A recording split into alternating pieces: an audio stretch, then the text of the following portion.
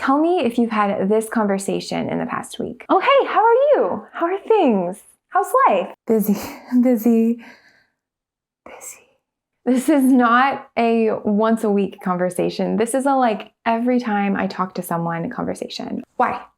Why is everyone so busy? I think the main reason is that we live in a culture that glorifies efficiency and productivity, but not for the sake of leisure. And so when you have that dynamic in play, busyness is a status symbol. Let me tell you what I mean. If you have a culture that glorifies efficiency and productivity, that means that if you are not busy, that's not good. That's not efficient. That's not productive. If you are busy, that's good. The German sociologist Max Weber had a term for this. I totally said his name wrong. The German sociologist Max Weber had a name for this. He called it the Protestant work ethic. And he theorized that it was responsible for a lot of the rise of American capitalism and industry in the late 19th and early 20th century. And while I wouldn't say that our culture now is fueled by this religious fervor to get things done for God, we do have sayings like, the early bird gets the worm, or this one that I feel like is less used but very telling, that idle hands are the devil's playground. Even if we have lost the religious overtones of this sort of frenzy to make the most of every minute and get as much as we can done, we are still worshiping at the altar of productivity. Except that this time, instead of worshiping God and using productivity as a way to try to please him, which, if you are a Christian, please don't come at me. I am a Christian too. I know that that is not how we please God, but that is sort of the way that it has manifested in culture over the past few centuries. But anyway, we are not worshiping God with our productivity anymore. We are worshiping our own ability to get things done, to leave a legacy, to accomplish things, to build something worthwhile, worth remembering. So when you're talking to a friend and they say, busy, even if they may sound annoyed by it, the truth is that they really aren't. Busyness is a status symbol in our culture because of the way that we view efficiency and productivity and time. I mean, if you think about it, using this sort of worldview where we do think that we need to use our time efficiently and make the most of our time, make the most of every minute, every second, every day, then the best people are the people who use their time and their money most efficiently. And those people are busy. They don't have downtime.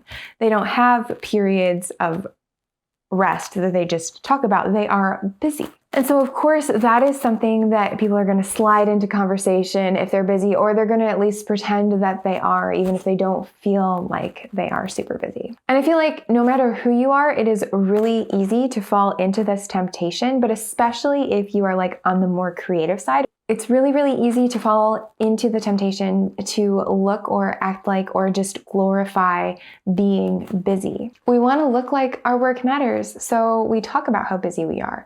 We don't want to have to stare into the void of not knowing if our work is making a difference, and so we find things to occupy ourselves. We press forward, we start a new Instagram account, we fill up notebooks with ideas, and even in our creative frenzies, we are just like everyone else. We don't want to have to be silent and bored and alone because we don't want to have to face our demons. At least we don't want to have to face them in a way that doesn't compel us to make art. If it compels us to make art, that's maybe okay, right? So why am I saying this? It's not because it's bad to say that you're busy if you are. You should be honest if people ask you how you are doing. But if you sometimes feel pressure from all of these busy people, if you sometimes feel like you never have the time to create, and maybe you aren't allowing yourself the time to create, let me let you in on a little secret. Despite what most people seem to think, the best people are not necessarily the ones who use their time the most efficiently. I know, shocker. Most of the artists, writers, and thinkers that you admire the most actually do not have the luxury of being busy. They have to learn to say no to the right things in order to say yes to the right things. They have to learn to focus on their work. And also they have to learn to unfocus from their work so that they can be refreshed and rejuvenated and come back to what they are trying to do with creative ideas. And all of those things, they take time, but they don't take being busy. Focus and creativity naturally thrive in the soil of a life that is not rushed.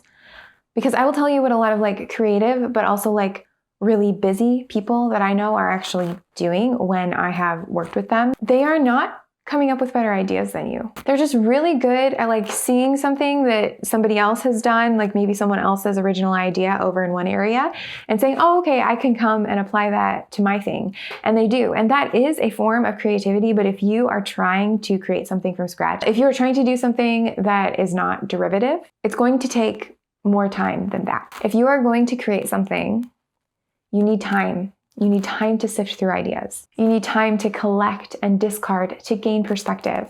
And you need time to learn about yourself and other people. And you especially need time to not have to objectify every single experience that happens to you and turn it into some form of creativity or art. You don't want to cheapen your art. You don't want to cheapen your life.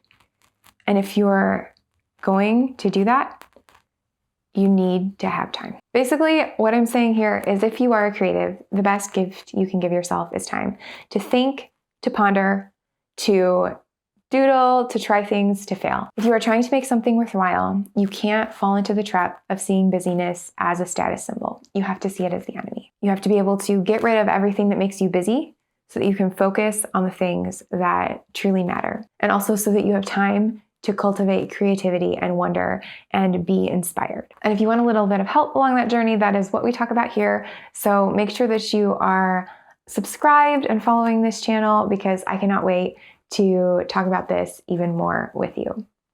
See ya!